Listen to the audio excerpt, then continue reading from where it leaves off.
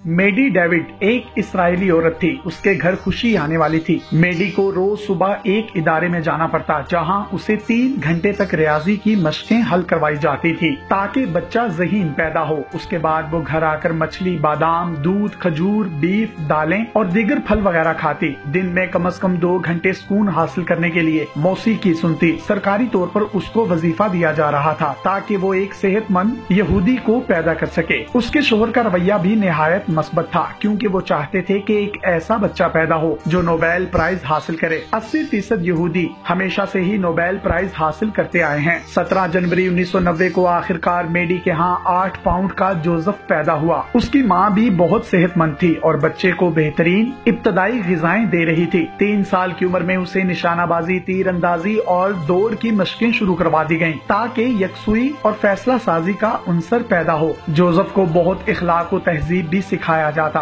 उसके सामने कोई ऊंची आवाज में आपस में भी बात ना करता। एक दिन जोसेफ बहुत हैरान हुआ। उसके माँ बाप हर मेहमान की बहुत तवज्जो करते थे मगर एक भारतीय मेहमान जब सिगरेट पीने लगा तो जोसेफ के वालिद ने उससे कहा कि आप घर से बाहर जाकर सिगरेट पिएं। मेहमान ने कहा कि सिगरेट की 80% फैक्ट्रियां यहूदियों की ही हैं। तो जोसेफ के वालिद ने जवाब दिया कि हाँ, वो हमारा बिजनेस है मगर यहूदी स्मोकिंग नहीं करते। जैसे कि हम तमाम दुनिया के बच्चों को कार्टून नेटवर्क और डिज्नी वर्ल्ड दिखाते हैं मगर अपने बच्चों को हम तीर अंदाजी, घुड़सवारी, तैराकी और रियाजी सिखाते हैं। हमारे इसराइली बच्चे कैलिफोर्निया के बच्चों से ज़हनी इस्तादाद में 6 साल आगे हैं। हमें मालूम होता है कि हमको किस बच्चे को डॉक्टर या साइंटिस्ट बनाना है। हमें मालूम होता है कि हमें मुस्तकबिल में अपने कितने बच्चों को बिजनेसमैन या इंजीनियर या सियासतदान बनाना है। हर एक की इसी हिसाब से सारी जिंदगी ट्रेनिंग होती है। जोसेफ जब 6ठी जमात में गया तो उसे प्रोजेक्ट दिया गया कि $3000 की सरमायाकारी से $10,000 कमा कर दिखाए। उसे तीसरी जमात से कारोबारी हिसाब किताब पढ़ाया जा रहा था मगर वो सिर्फ $7,000 ही कमा सका। इस नाकामी पर उसे कारोबारी रियाजी की एक्स्ट्रा क्लासेस लेना पड़ी और 7वीं जमात में वो स्कूल के फ्राहम करदा $5,000 से $16,000 कमाने में कामयाब हो गया।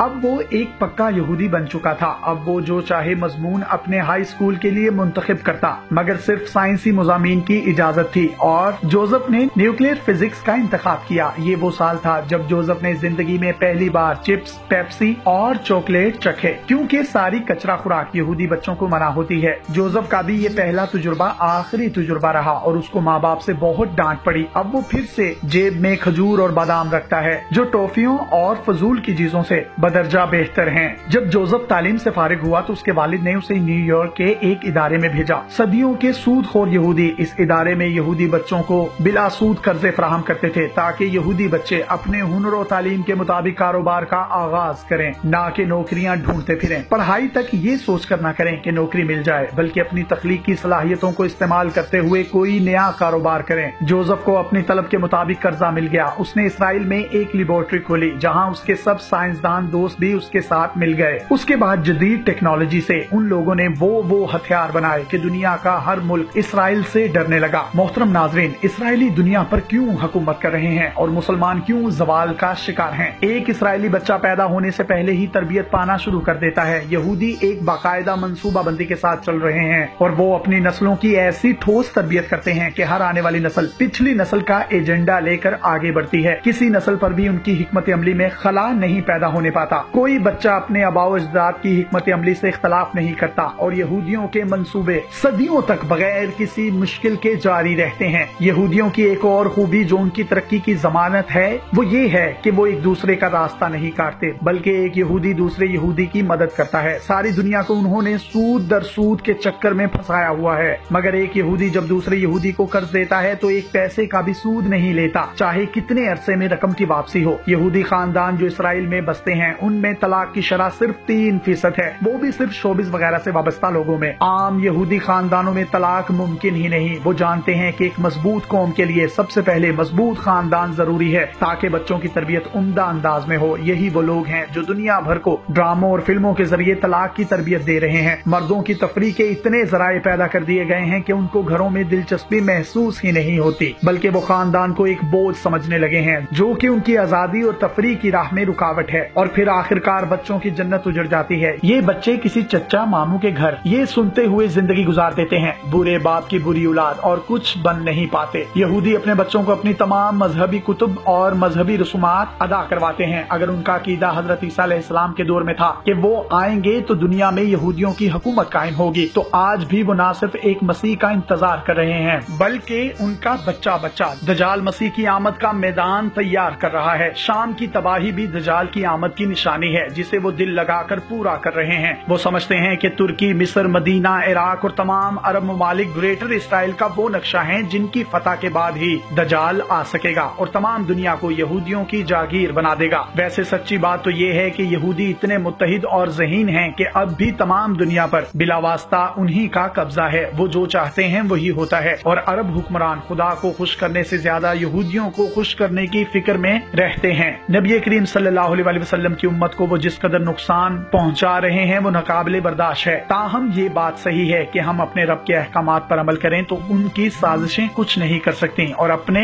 असलाफ के तरीके पर चलें जिसको वो मशले राह बनाए हुए हैं। यहूदी इस वक्त तक इस्लाम को नुकसान नहीं पहुंचा सकते जब तक हम में से कोई उसका राजदार साथी ना बने, उसके एजेंडे को मुसलमानों में तरवीज ना दे। तो फिर गलती किसकी है? बराहे मेहरबानी अपने बच्चों की तरबियत पर तवज्जो दें। ये वो लोग हैं जिन्हें इमाम मेहदी और हजरत ईसा अलैहिस्सलाम की फौजों में शामिल होना है। उनको ईमान की लो दें। इस सोच के साथ उनकी तरबियत ना करें कि ये बस किसी मल्टी नेशनल कंपनी में किसी यहूदी के मुलाजिम बन जाएं। याद रखें कि मर्जी तो फिर सारी दुनिया में बॉस की ही चलती है, मुलाजिम की नहीं। अल्लाह इस्लाम और मुसलमानों को गालिब करे। मजीद इस तरह की वीडियोस हासिल करने के लिए आप हमारा पेज डेली पाकिस्तान भी लाइक कीजिए। अपने मेजबान यासिर शामी को इजाजत दीजिए। अल्लाह हाफिज।